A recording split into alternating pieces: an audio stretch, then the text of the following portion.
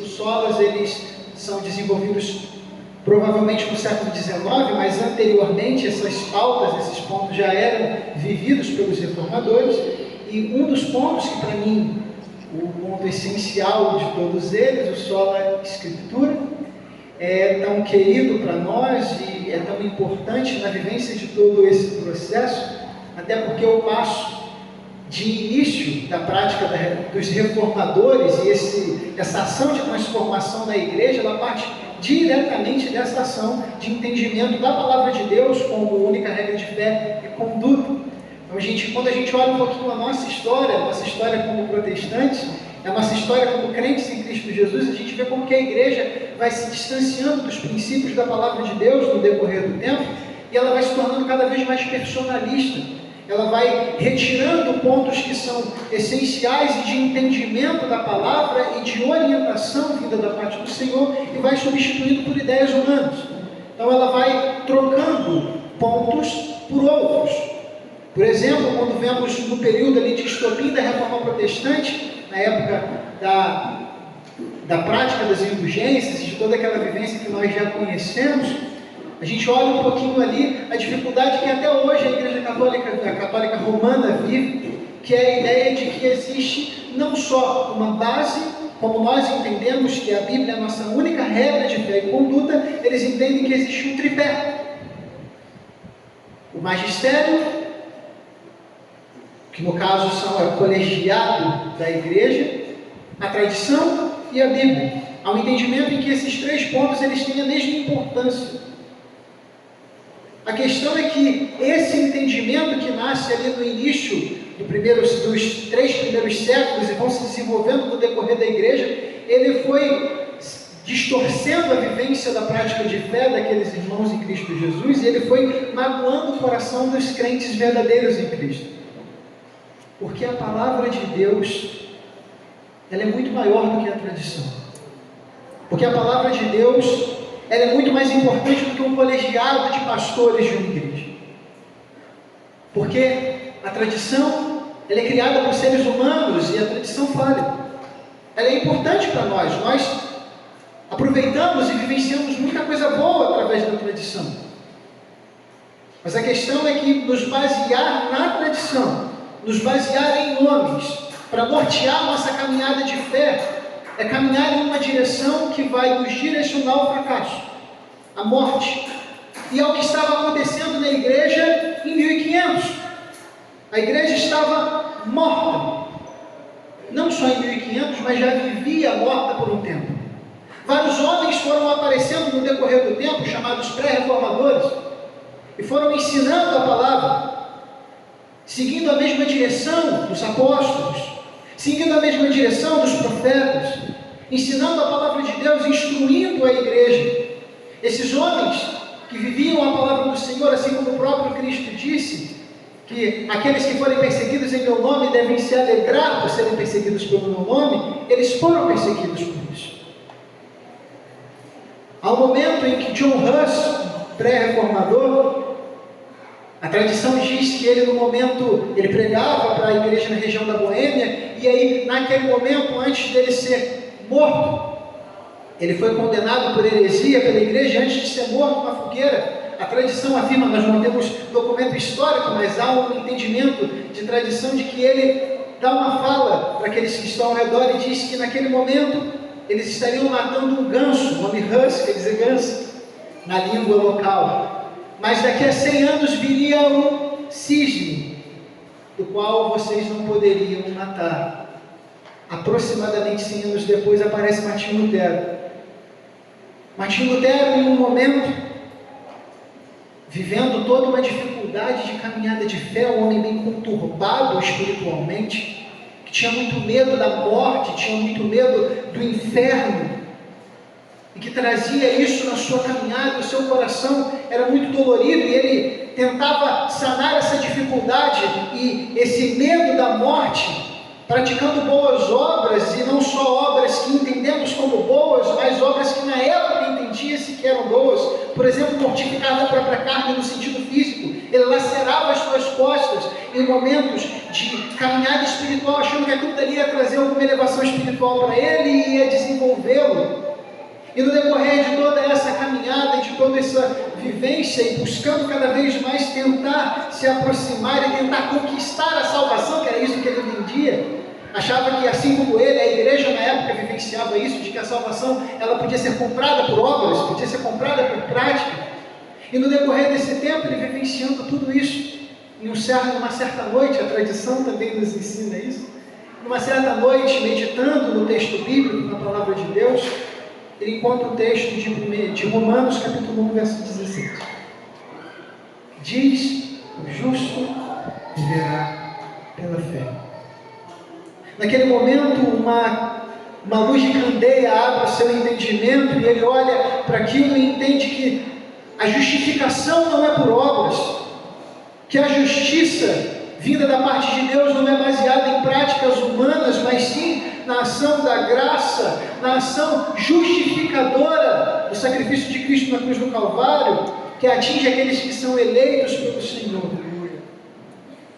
Naquele momento, entendendo isso, ele começa a ensinar esse entendimento.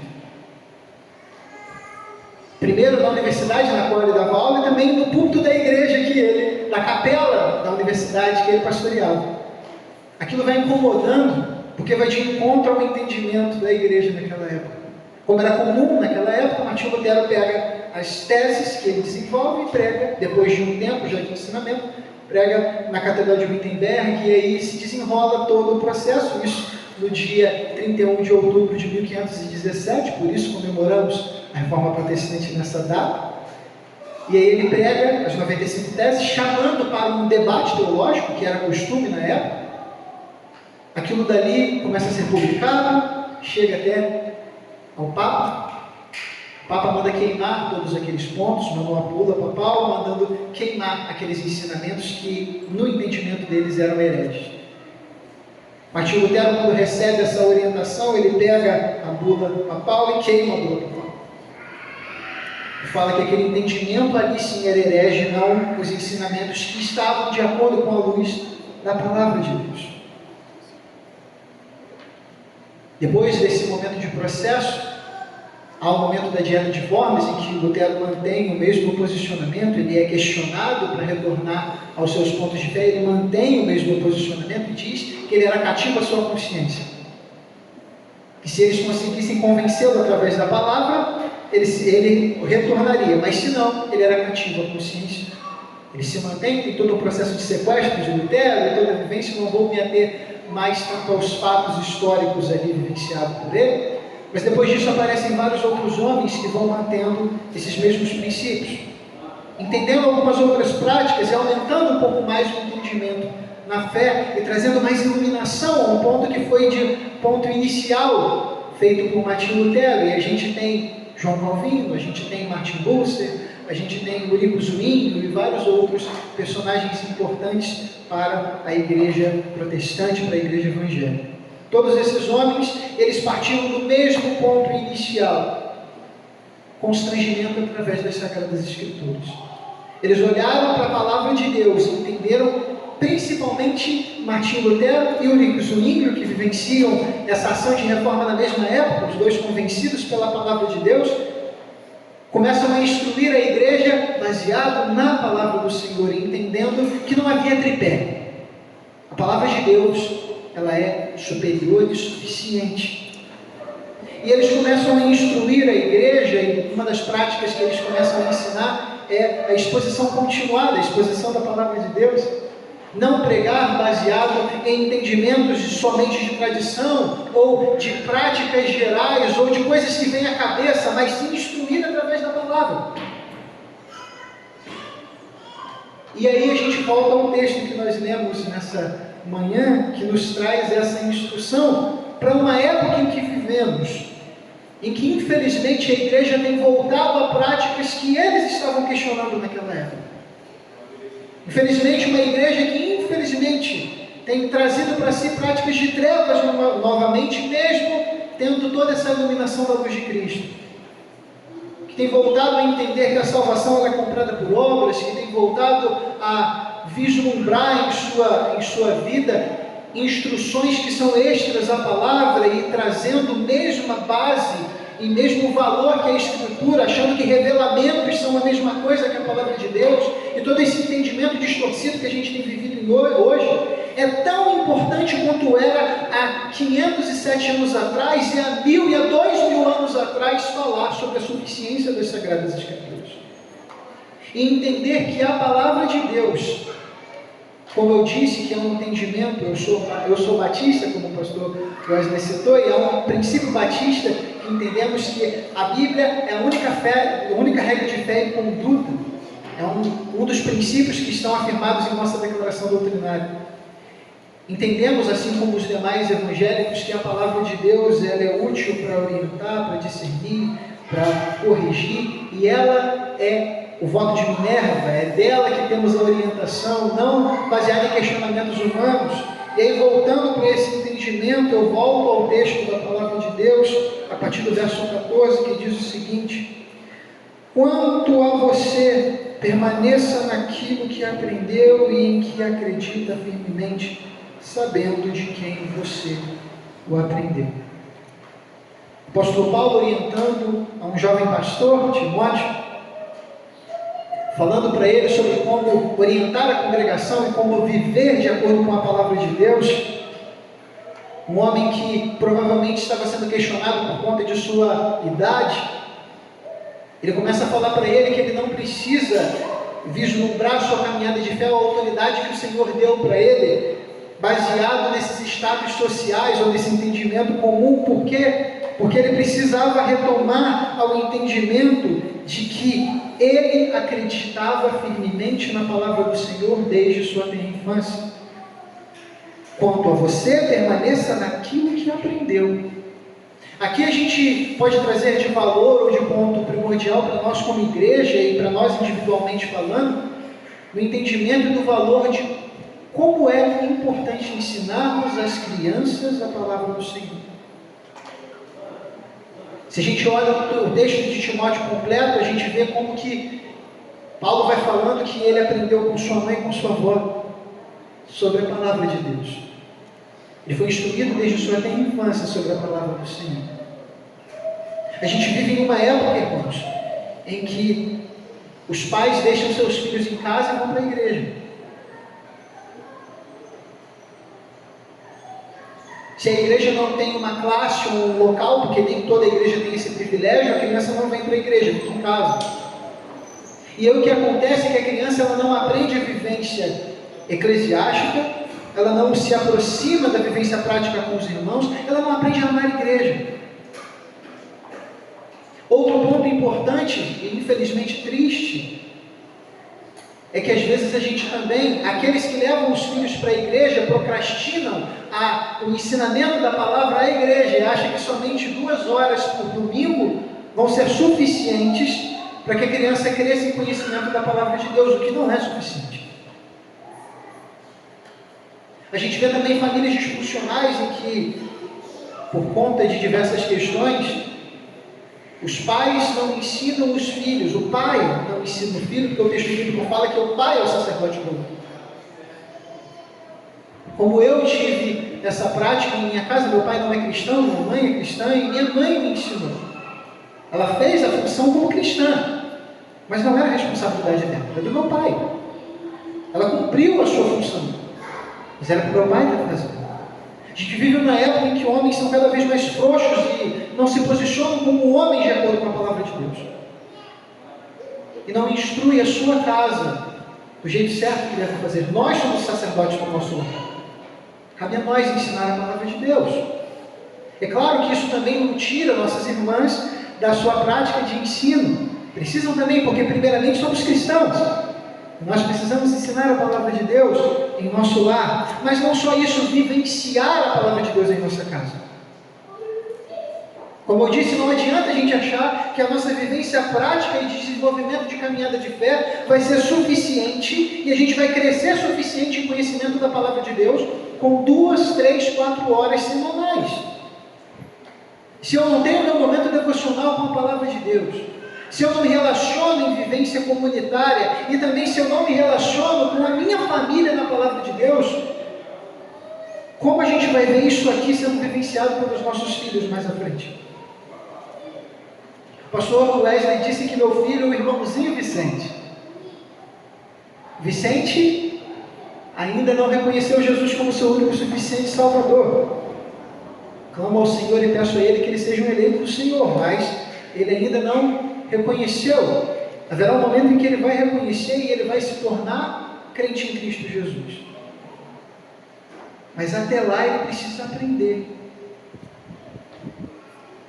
Eu quero ver meu filho, se for da vontade do Senhor, pregando a palavra de Deus. E eu não quero ouvir da boca dele que ele não teve o privilégio de aprender isso em casa, que ele teve que aprender por si só. Eu quero ouvir ele falando, graças a Deus, meu pai e minha mãe me ensinaram na palavra. Eu vi o exemplo do meu pai vivenciando isso no púlpito, ensinando a palavra do Senhor, e através do exemplo dele, mas principalmente através da iluminação do Espírito Santo de Deus, eu aprendi da palavra. E eu cresci em comunhão com o Senhor. Eu vivencio a palavra até hoje. Eu quero ter a honra de ver meu filho falar isso. E eu acredito que os irmãos também querem vivenciar isso. Amém? Paulo orienta um jovem pastor sobre isso e o faz lembrar de que ele aprendeu da palavra de Deus. De que ele não só aprendeu da palavra de Deus, mas no que ele acreditava firmemente. E aqui é uma fala direcionada a Timóteo. E é uma fala também que pode ser aproveitada por nós. A gente enfrenta muita dificuldade no mundo em que vivemos. E o fato de vivermos baseados na palavra de Deus vai ser cada vez mais questionado. A sociedade é corrompida, meus irmãos. Ela funciona através do prisma do espírito do anticristo que reina nesse mundo. E que desnorteia, que dirige para princípios contra a palavra de Deus. A questão é que nós não somos guiados por esses princípios. E o fato de não sermos guiados por esses princípios é uma afronta direta a esse sistema corrupto, a esse mundo mau. E nós seremos perseguidos por conta disso. Se a nossa fé não for firme na palavra de Deus, nos distanciaremos. Se nós não nos basearmos e não lembrarmos a nós mesmos, claro, com a ação do Espírito Santo de Deus, de que nós precisamos acreditar e vivenciar essa fé firmemente, nós não vamos permanecer. Não adianta achar que por conta de uma experiência vivida em culto, eu vou permanecer firme na presença do Senhor. Eu preciso me alimentar diariamente da palavra de Deus. Não adianta achar que pela pregação do pastor Wesley, mesmo sendo uma ótima pregação, uma ótima exposição da palavra do Senhor, só isso vai ser suficiente para o meu desenvolvimento de fé. Não. Eu preciso viver, eu preciso buscar, eu preciso meditar na palavra do Senhor. E eu preciso crer firmemente nesses princípios que a palavra do Senhor nos orienta. Que aprendeu e acredita firmemente, sabendo de quem você aprendeu. E aí volta ao prisma que a gente falou antes. E aqui eu queria fazer uma extrapolação não do texto bíblico, porque a palavra de Deus é suficiente, mas também pensar um pouquinho em outros pontos e entender que, para nós, sabendo de quem nós aprendemos, nós não só aprendemos daqueles que nos ensinaram, mas aprendemos também com todo o lastro de testemunhas que a palavra do Senhor nos apresenta. Aprendemos através do testemunho de Moisés, aprendemos através do testemunho dos apóstolos, de Abraão, aprendemos o que fazer e o que não fazer. E a beleza da palavra do Senhor está nisso também, ela não esconde o erro dos personagens. Nos faz entender que somos sim pecadores, a nossa natureza caída ainda está aqui, mas pela fé em Cristo Jesus, nós nos lembramos e vivemos na firmeza da fé, na firmeza dos princípios da palavra. sabendo de quem você aprendeu e que desde a infância você conhece as sagradas letras que podem torná-la sábio para a salvação pela fé em Cristo Jesus. E aqui um outro ponto importante: não adianta só eu ter vivido, mas eu preciso conhecer. E tem uma diferença entre ouvir e conhecer. Tem uma diferença entre ter ouvido falar e ver.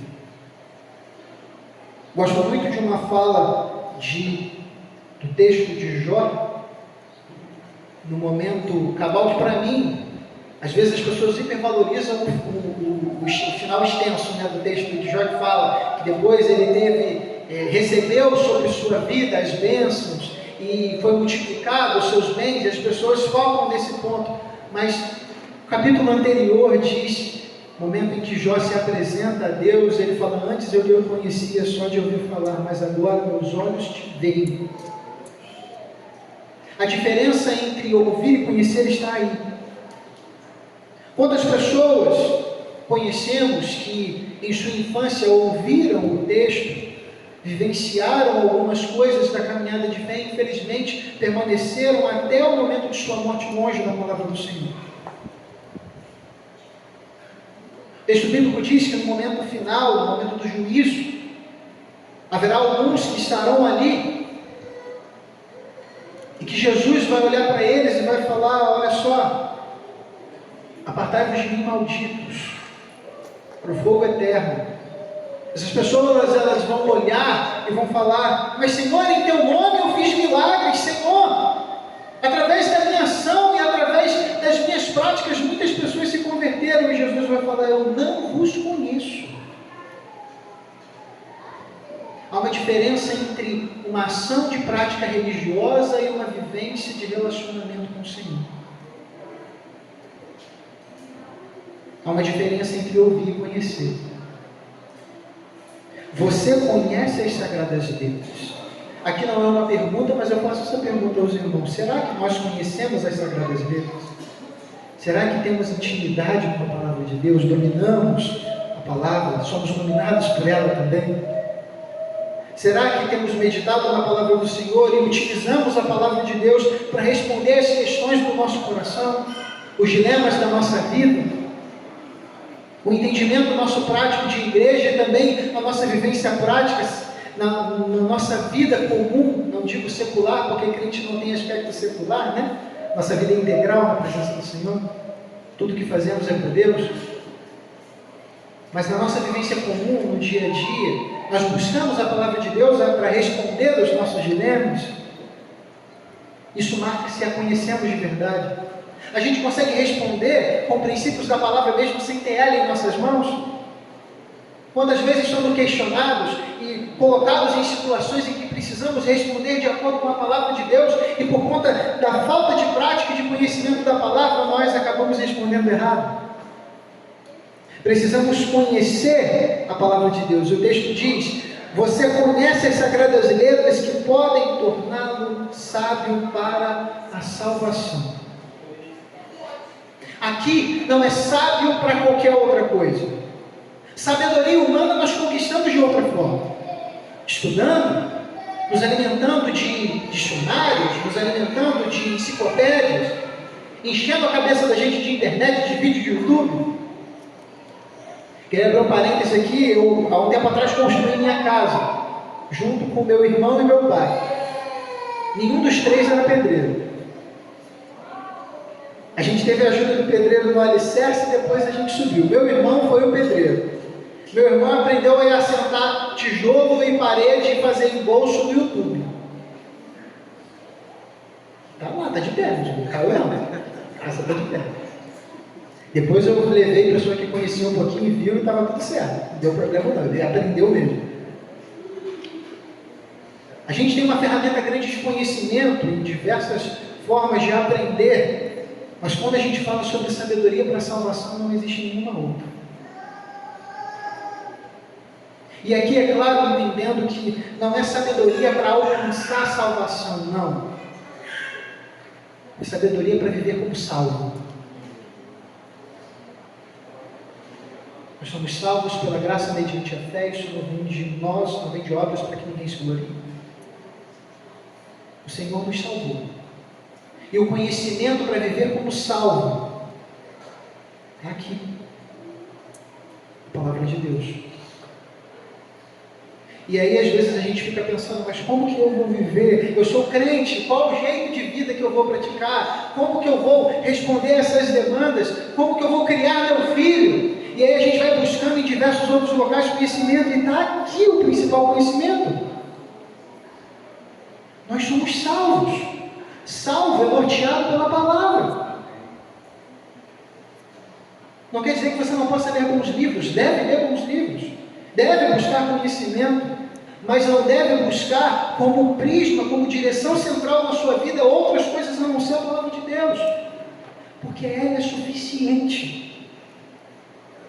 Eu volto a falar, os católicos têm uma caminhada tão tortuosa e tão distante da palavra, porque acham que a palavra de Deus não é suficiente. Eu vi outro dia um padre falando de forma jocosa, zombando, falando que quando a gente olha para a caminhada de fé e a gente busca conhecimento e acha que a palavra de Deus ela é suficiente, a gente deixa de ser católico e virou protestante. E eu concordo com ele. Quando ele falou, eu falei, glória a Deus.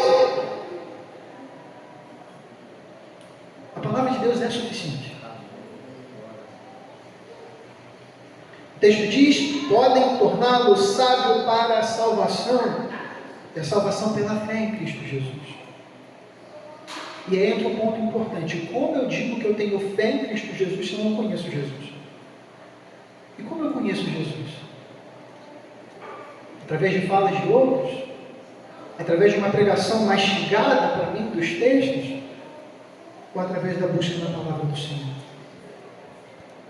Eu lembro um tempo atrás que eu vi uma tirinha de um homem que ele tinha um monstro, um negócio enorme assim montado, braço de crocodilo, cabeça disso, corpo daquilo, um negócio esquisito. E aí uma rapaz chegava do lado dele e falava assim, o que é isso? Ele falava assim, é meu Deus. Eu falei assim, seu Deus? Como assim? Ele, não, eu pego as coisas que eu quero, as coisas que eu acho legal e monto meu Deus. A gente vive uma época em que as pessoas falam que o Jesus dos evangélicos eu não gosto. Eu gosto do Jesus verdadeiro.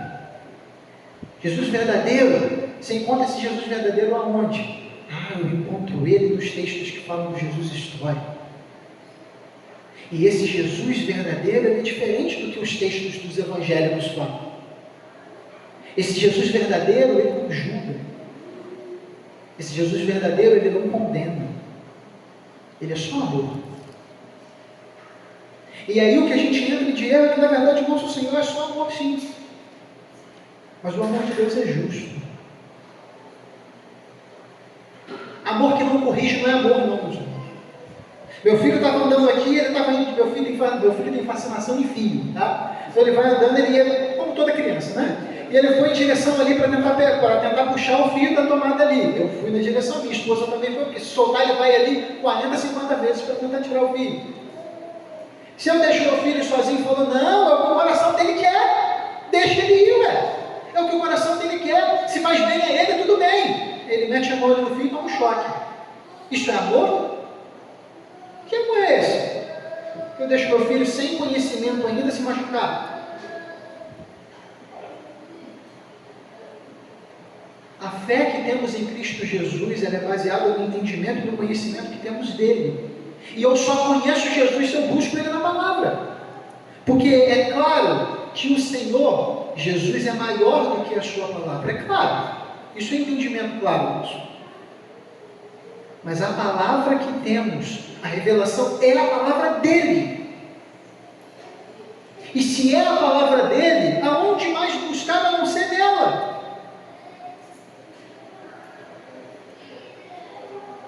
Como eu disse, infelizmente a igreja nessa época, do momento em que vivemos, e homens que alguns tinham como homens importantes na caminhada de fé, estão ensinando coisas totalmente distorcidas.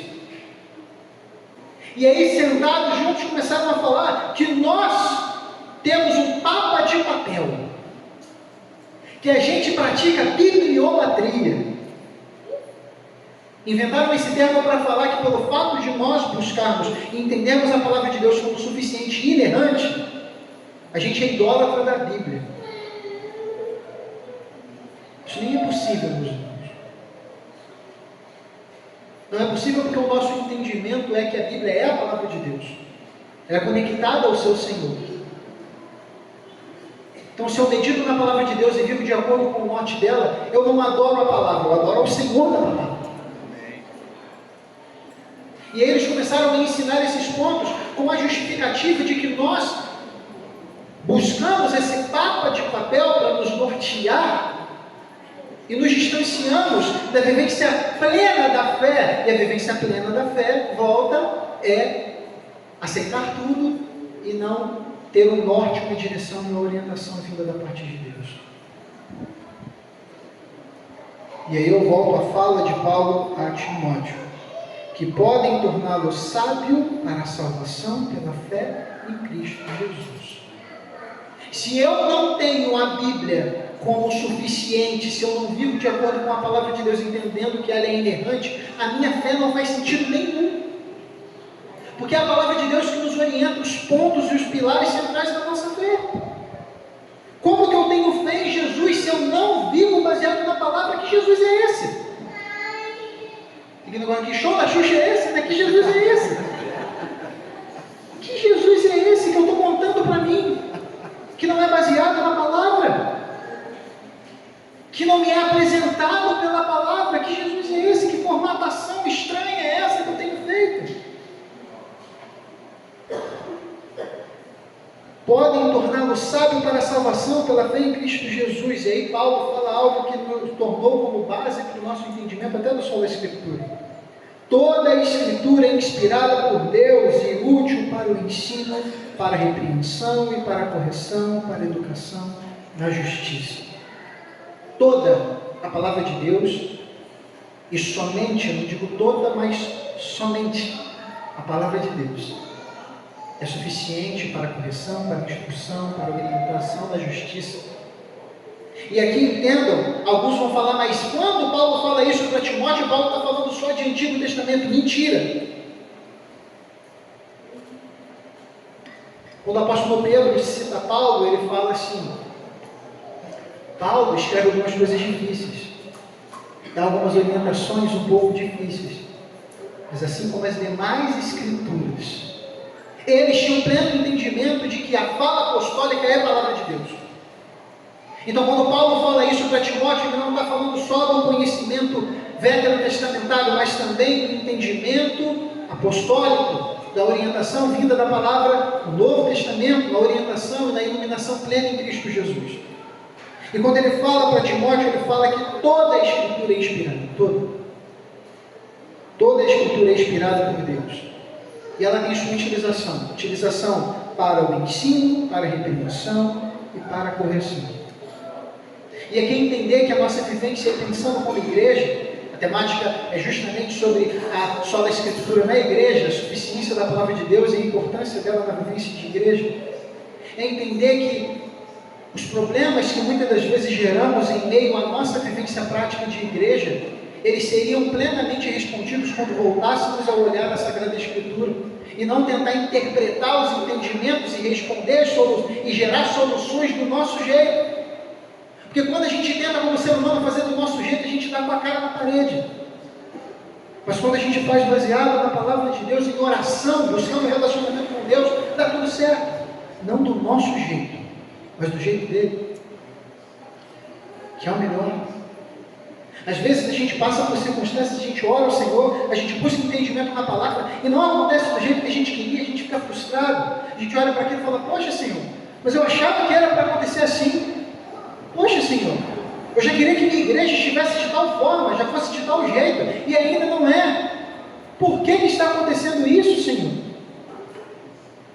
E aí Paulo fala que a nossa noção de justiça em comparação à justiça de Deus é trapo de imundícia. O Senhor, Ele é pleno, e a sua orientação é plena, e a vontade dEle é perfeita.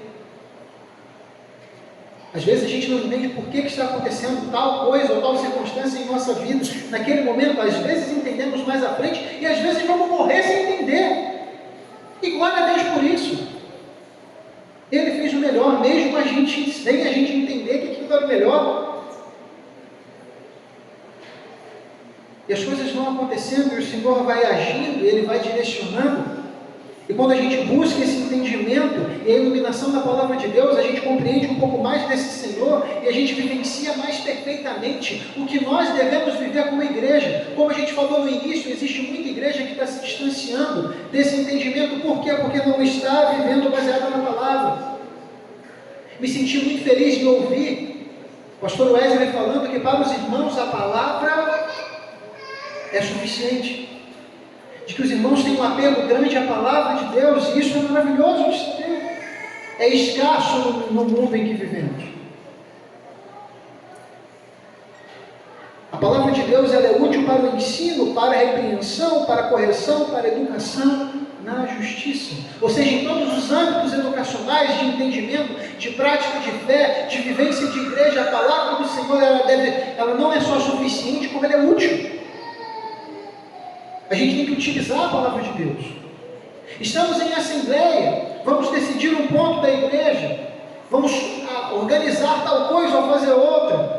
Palavra de Deus, oração. Quando os irmãos foram compor o catecismo de Westminster, a assembleia de Westminster, eles se juntavam e meditavam por meses na palavra do Senhor, buscando orientação e em oração. E orações extensas. Há uma história de que um pastor, ele chegou à frente desse momento e antes de começar a assembleia, ele orou por 6 horas. 6 horas de oração. 6 horas. Às vezes a gente ora 10 minutos e está, ei meu Deus do céu, não aguento mais. 6 horas. Orando e pedindo orientação para o Senhor para que aquilo fosse feito de acordo com a vontade dele.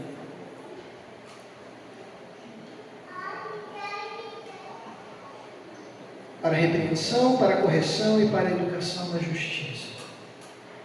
A justiça de Deus ela é suficiente, ela é entendida por nós baseados na Escritura.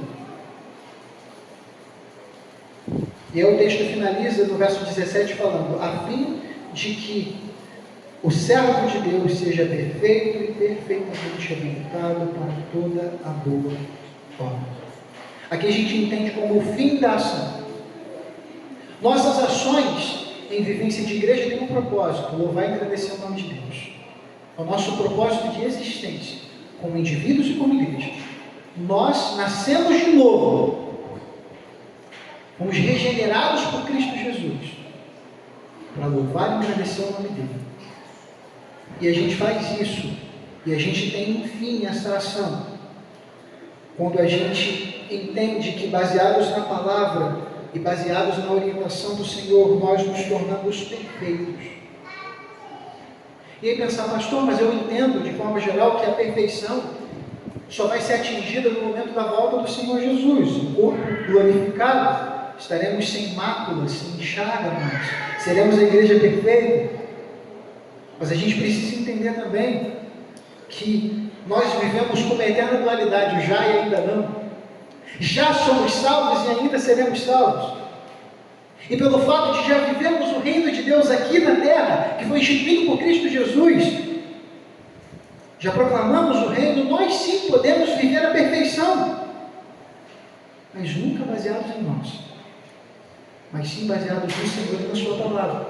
Então, se eu vivo como igreja, o que a palavra do Senhor me orienta, eu estou vivendo a perfeição. É como se eu vivesse uma parte do céu já aqui.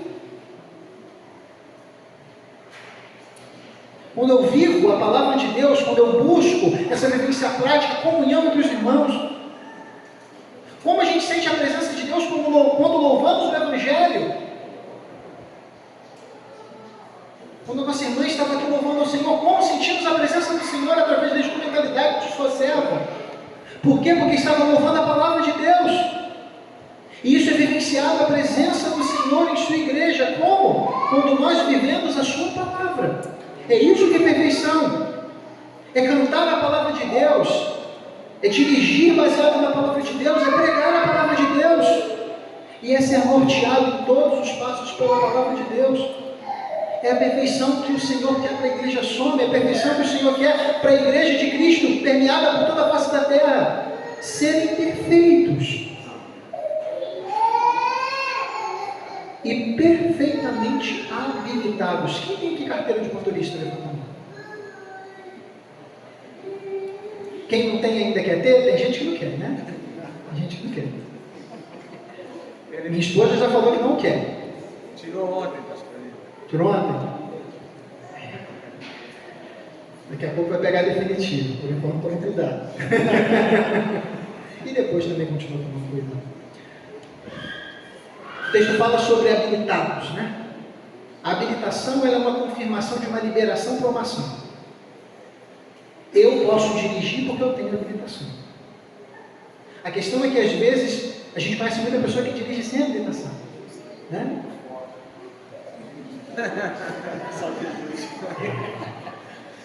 Meia culpa aqui, eu dirigi um pouquinho antes sem habilitação.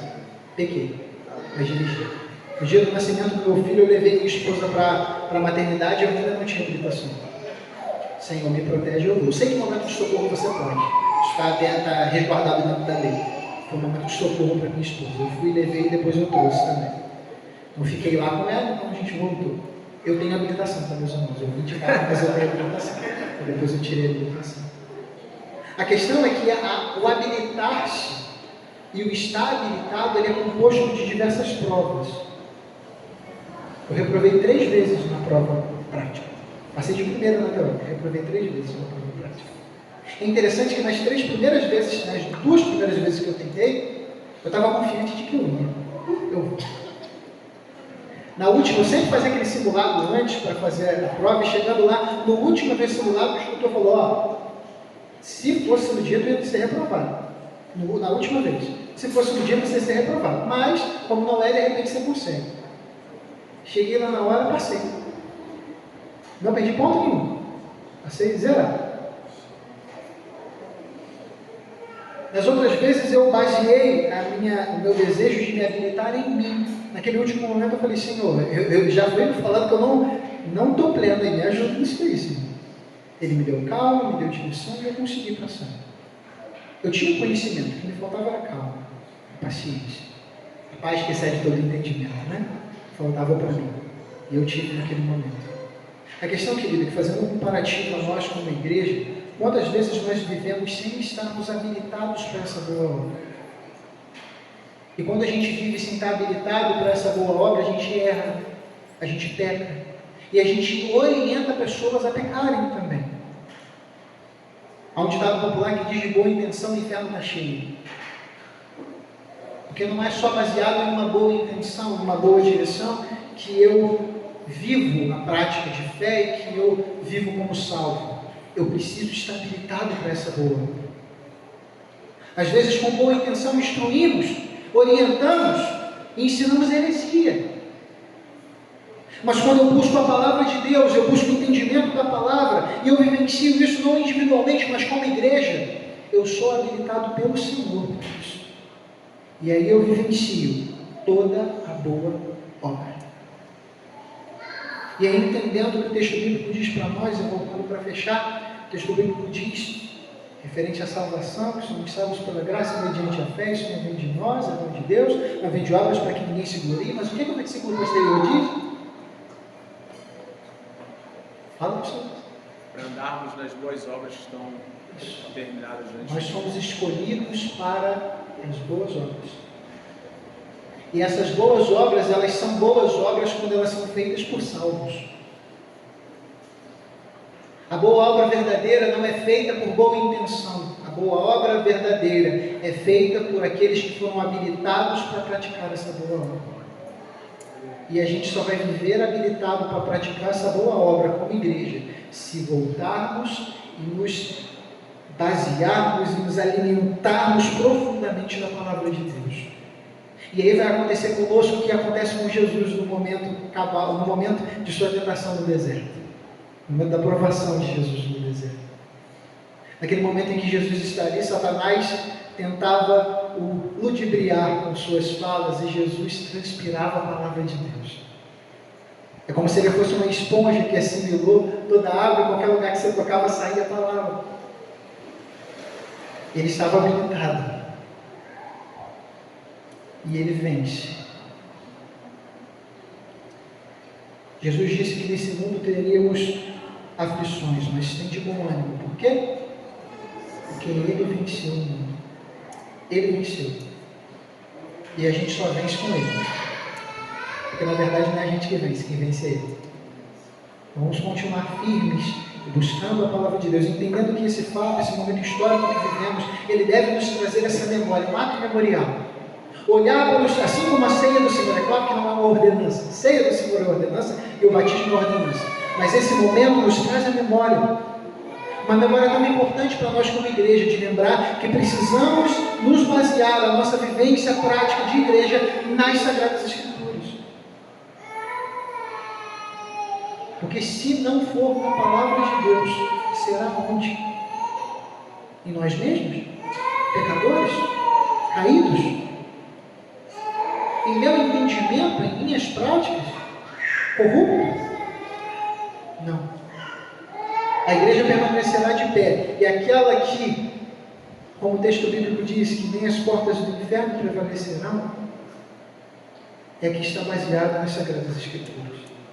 Então busquemos viver a palavra de Deus como única regra de fé e conduta para nós como igreja. Amém, irmãos?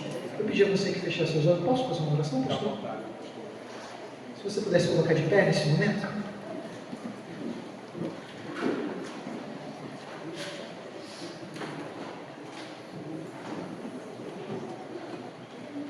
Eterno Deus, que privilégio de ser porta-voz do Senhor nessa manhã.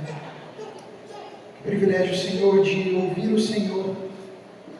Que privilégio, Senhor, de aprender de Sua palavra. Que bênção poder ter sido salvo por Cristo, ser escolhido pelo Senhor, predestinado pela Sua mão, pela Sua vontade, pela Sua soberania. Senhor, obrigado, Senhor, pela oportunidade de juntos comemorarmos data tão importante para nós. Obrigado, Senhor, pela existência da Igreja Soma. Obrigado, Senhor, porque o Senhor não deixa os seus desamparados, porque o Senhor coloca e reúne o seu povo.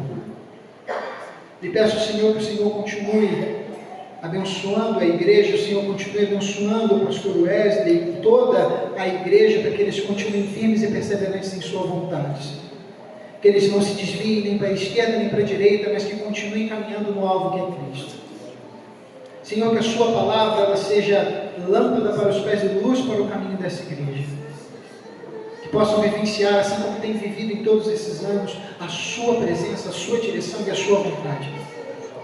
Abençoe-os, Senhor, e os faça, não só eles, mas todos nós, a mim também, sermos habilitados por essa boa obra, Senhor, que é pregar o Evangelho a toda criatura. Nos use, Senhor, como ferramenta sua. Guia-nos, Senhor, no centro da sua vontade. Abençoa-nos em tudo. Haja nos corações daqueles que, porventura, por conta de dificuldade ou de adversidade, têm questionado a sua palavra, ou não visto suficiência nela, Senhor. Os faça entender que não é eles, a palavra que tem que ser moldada a eles, mas sim eles têm que se moldar a palavra. Nós temos que nos moldar a sua palavra, Senhor. Nos momentos de adversidade, nos faça entender que não é o nosso entendimento que é suficiente, mas sim a sua palavra que é.